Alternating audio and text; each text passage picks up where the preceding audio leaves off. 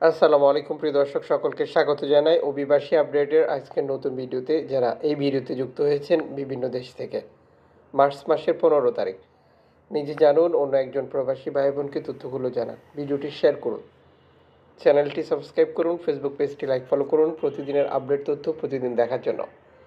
আপনি কোন দেশ থেকে এই ভিডিওতে যুক্ত হয়েছেন কমেন্টস করবেন, ইনশাআল্লাহ আপনার কমেন্টসের রিপ্লাই করা হবে। অ্যালামফোন রেডিও টেকনোলজি সর্বশেষ এক্স বার্তায় দেওয়া যে প্রতিবেদনটি প্রকাশ করেছে সেখানে বলেছে ৮০ জন অভিবাসী যারা ইউরোপে যাওয়ার চেষ্টা করেছিল, মূলত লেবাননের সমুদ্র থেকে এই নৌকাটি ছেড়েছিল, যাদের উদ্দেশ্য ছিল সাইপ্রাসে যাওয়া। সাইপ্রাস থেকে তাদেরকে বিতাড়িত করার হুমকি দেওয়া হয়েছে। সর্বশেষ বার্তায় অ্যালামফোনের সাথে যোগাযোগ করা 3টি নৌকা সিরিয়ার উপকূল থেকে ছেড়ে, যেটা লেবাননের উপকূল থেকে ছেড়ে সাইপ্রাসে যাওয়ার চেষ্টা করেছিল, এই প্রতিবেদনে যুক্ত করেছে অ্যালামফোন রেডিও টেকনোলজি। তাদের সাথে এই গেমের লোকজন যোগাযোগ করেছিল। এই অঞ্চলটি থেকে দীর্ঘদিন গেম হয় না, আপনারা জানান, যার কারণ হচ্ছে সাইপ্রাসের কঠোর ডানপন্থী সরকারের অবস্থান, আর যে কারণে গেম টোটালি বন্ধ রয়েছে। তারপরেও মাঝে মাঝে তারা চেষ্টা করে গেম দেওয়ার জন্য, যার উদাহরণ হচ্ছে এই নৌকাগুলো। সর্বশেষ বার্তায় এখনও নিশ্চিত করা হয়নি যে নৌকাগুলোর অবস্থান কোথায়।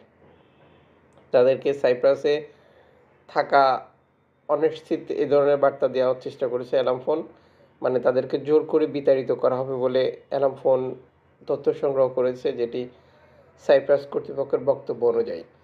এদিকে এনজিও সংস্থা নাদির ভূমধ্যসাগরে আসার সাথে সাথেই একটি বিপদগ্রস্ত শরণার্থী নৌকা উদ্ধারের তথ্য দিয়েছে। নাদির সর্বশেষ বার্তায় নিশ্চিত করেছে 40 জন শরণার্থী নিয়ে একটি নৌকা, যেটা লিবিয়া থেকে পালিয়ে এসেছিল, সেই নৌকার অভিবাসীদেরকে আমরা উদ্ধার করেছি। উদ্ধারকৃত অভিবাসীদেরকে আমরা নিরাপদে ইতালিতে হস্তান্তর করব। ভূমধ্যসাগরে বিপদগ্রস্ত নৌকাগুলোকে এভাবেই উদ্ধার কাজে সহযোগিতা করে থাকে এনজিও সংস্থাগুলো। নাদিরের পক্ষ থেকে যে বার্তাটি দেওয়া হয়েছে, গত 2 দিন ধরেই নৌকাটি বিপদগ্রস্ত অবস্থায় ছিল, যেটা লিবিয়া থেকে জীবন বাঁচানোর জন্য পালিয়ে আসার পর। নৌকাটির ইঞ্জিন নষ্ট হয়ে গেছে, খাওয়ার সংকট তৈরি হয়েছিল, নৌকাটি বিপদগ্রস্ত অবস্থায় ছিল, যেখানে মূলত তারা উদ্ধার অভিযান পরিচালনা করেছে। ধন্যবাদ আমাদের পক্ষ থেকে এই এনজিও সংস্থাটিকে। এদিকে হিউম্যানিটি ওয়ান সর্বশেষ বার্তায় তারা নিশ্চিত করেছে, আমরা অভিবাসী উদ্ধার এবং তাদেরকে নিরাপদে হস্তান্তরের প্রক্রিয়াগুলো নিয়ে আরও স্বচ্ছভাবে কাজ করতে চাই। আমরা ইতালি, মাল্টা এবং ইউরোপীয় ইউনিয়নের আইনগুলোকে উপেক্ষা করতে চাই, যারা নতুন নতুন আইন করে আন্তর্জাতিক মানবাধিকার যে সকল আইন রয়েছে সেগুলো বাধাগ্রস্ত করতে চাচ্ছে, অথবা নতুন করে কঠোর ডানপন্থী সরকারগুলো যেভাবে এনজিও সংস্থাগুলোকে ক্ষতিগ্রস্ত করার জন্য বা এনজিও সংস্থাগুলোর বিরুদ্ধে নতুন কূটকৌশল অবলম্বন করে উদ্ধার অভিযান বাধাগ্রস্ত বা এনজিও সংস্থাগুলোর কার্যক্রম বন্ধ করতে চায়। সর্বশেষ বার্তায় এটি নিশ্চিত করেছে জনপ্রিয় এই এনজিও সংস্থাটি। এদিকে সর্বশেষ এক বার্তায় একটি প্রাইভেট, যেটা ছোট্ট একটি উদ্ধারকারী জাহাজ নিশ্চিত করেছে তারা শরণার্থী উদ্ধার করার সকল প্রস্তুতি সম্পন্ন করে ভূমধ্যসাগরে ফিরে আসছে। অভিবাসীদেরকে উদ্ধার করা এবং নিরাপদ স্থানে হস্তান্তর করাই তাদের মূল উদ্দেশ্য বলে তারা এই প্রতিবেদনে নিশ্চিত করে। এদিকে ফ্রন্টেক্স বাহিনীর একটি প্রতিবেদন এরই মধ্যে আলোচনায় রয়েছে। ফ্রন্টেক্স বাহিনীর তথ্য মতে 2025 সালের প্রথম 2 মাসে ইউরোপীয় সীমান্ত সুরক্ষা বাহিনী 48% শরণার্থী বৃদ্ধি পেয়েছে বলে প্রতিবেদন প্রকাশ করে, যা গত বছরের একই সময়ের তুলনায়। বিশেষ করে বলাকান রোডে অভিবাসী আসা কমলেও, যেটা লিবিয়া থেকে, তিউনিসিয়া থেকে ভূমধ্যসাগর অথবা আটলান্টিক সাগর পাড়ি দিয়ে শরণার্থী আসা অনেক বৃদ্ধি পেয়েছে, যা ফ্রন্টেক্স বাহিনী তাদের উদ্বেগের কারণ হিসেবে এই প্রতিবেদনে যুক্ত করে। ফ্রন্টেক্স বাহিনীর এই প্রতিবেদন নিঃসন্দেহে অভিবাসীদের উপর একটি নতুন চাপ সৃষ্টি করবে বলে মনে করছে এই খাত সংশ্লিষ্ট বিশ্লেষকরা। এদিকে ক্যানারি দ্বীপপুঞ্জে 58 জন শরণার্থী প্রবেশের নতুন একটি তথ্য প্রকাশ করেছে স্প্যানিশ কর্তৃপক্ষ। সর্বশেষ এক্স বার্তায় সালভান্তো ম্যার্তিমো প্রতিবেদনে যেটি নিশ্চিত করে, লা রেস্টিঙ্গা বন্দর থেকে 5 কিলোমিটার দূরে একটি বিপদগ্রস্ত নৌকার সন্ধান পাওয়ার পর সেখানে উদ্ধার অভিযান পরিচালনা করা এবং অভিবাসীদেরকে উদ্ধার করে নিরাপদ স্থানে হস্তান্তর করার জন্য তারা কাজ করেছে, এই প্রতিবেদনে তা যুক্ত করেছে। এদিকে মাল্টা কর্তৃপক্ষের একটি বার্তা বা মাল্টা কর্তৃপক্ষের একটি গোপন নথি ফাঁসের পর তোলপাড় চলছে সারা ইউরোপ জুড়ে।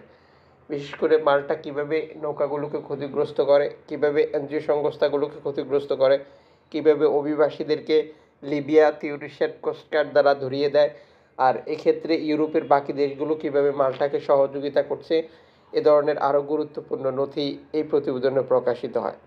এই প্রতিবেদনটি প্রকাশিত হওয়ার পর, যেটা তথ্য ফাঁস হওয়ার পর তোলপাড় চলছে, এনজিও সংস্থাগুলো ইউরোপীয় ইউনিয়নের এই গোপন নীতির বিরুদ্ধে তীব্র প্রতিবাদ জানিয়েছে। এনজিও সংস্থাগুলো ইউরোপীয় ইউনিয়নকে সতর্ক করে দিয়েছে আন্তর্জাতিক আইন সঠিকভাবে মেনে চলার জন্য। এনজিও সংস্থাগুলো মানবাধিকার লঙ্ঘন থেকে বিরত থাকার জন্য মাল্টা সহ ইতালি, ফ্রান্স, জার্মানি সহ উল্লেখযোগ্য দেশগুলোকে সতর্ক করে দিয়েছে এবং এনজিও সংস্থাগুলো এই ধরনের কার্যক্রম বন্ধ না করলে তাদের বিরুদ্ধে আইনগত ব্যবস্থা নেওয়ার হুমকিও দেওয়া হয়েছে। বিশেষ করে এই প্রতিবেদনে উঠে এসেছে তাদের কৌশল কিভাবে তারা কাজে লাগাচ্ছে গোপনভাবে, এক দেশ অন্য দেশকে কিভাবে সহযোগিতা করছে আর কিভাবে অভিবাসী আসা বন্ধ করার নতুন নতুন কৌশল তারা আবিষ্কার করছে। এ কাজে ফ্রন্টেক্স বাহিনীও তাদেরকে সহযোগিতা করছে। প্রসঙ্গত, ফ্রন্টেক্স বিরুদ্ধে অভিবাসী বিরোধী কার্যক্রমের বহু অভিযোগ আগে থেকেই রয়েছে, যদিও ফ্রন্টেক্সে বারবার তাদের এ সকল কার্যক্রম অস্বীকার যায়। এরপরেও যে সকল কর্মকর্তা এই কার্যক্রমের সাথে যুক্ত হয় তাদেরকে বহিষ্কার করে ফ্রন্টেক্স, নতুন ব্যক্তিদেরকে দায়িত্ব দেওয়া হয়। এরপরেও ফ্রন্টেক্সের এই কার্যক্রমগুলো বন্ধ নেই। মূলত এই কার্যক্রম বন্ধ না হওয়ার কারণ হচ্ছে ইউরোপিয়ান ইউনিয়নের বিভিন্ন দেশের টাকা দিয়ে এই কাজগুলো করিয়ে নেওয়া। মূলত তারা সবাই টাকা নিয়ে যে দেশ যেটা চাচ্ছে সেটাকে সেভাবে সহযোগিতা করছে। এদিকে আশ্রয় অধিকার স্থগিতের অনুমোদন পেল পোল্যান্ডের সরকার। ইউরোপের দেশগুলো নতুন নতুন পদক্ষেপ, সত্যি অনিশ্চিত এক ভবিষ্যৎ আসছে সামনের দিনগুলিতে অভিবাসীদের ইউরোপে আসার ক্ষেত্রে, থাকার ক্ষেত্রে, আবেদন প্রক্রিয়ার ক্ষেত্রে। যদিও এই সকল ক্ষেত্রে আমরা একটা ব্যাপার উল্লেখ করতে পারি বা যুক্ত করতে পারি, এনজিও সংস্থাগুলো যে কথাগুলো প্রতিনিয়ত বলে, অভিবাসীরা হচ্ছে পানির মতো, যখন যে রাস্তা পাবে তখন সে রাস্তা ব্যবহার করবে। তবে এটা ঠিক, কোনো রাস্তা সহজ থাকে, কোনো রাস্তা কঠিন থাকে। ইউরোপীয় ইউনিয়নে মূলত আফ্রিকা, মধ্যপ্রাচ্য বা এশিয়ার দেশগুলোতে যে সহিংসতা, যে জটিলতা তৈরি করে রেখেছে, এই সমস্যার সমাধান করতে পারে। তারা যতদিন পর্যন্ত এই সকল পরিস্থিতি থেকে নিজেদের বের করে না আনবে, সে অঞ্চলগুলিতে শান্তি প্রতিষ্ঠা না করবে, ততদিন পর্যন্ত ইউরোপে অভিবাসী আসা তারা বন্ধ করতে পারবে না। যদিও তারা সেটি করবে কিনা এটি সম্পূর্ণ তাদের ব্যাপার। দর্শক, যুক্ত থাকুন, দেখা হচ্ছে আগামীকাল। সে পর্যন্ত শুভকামনা।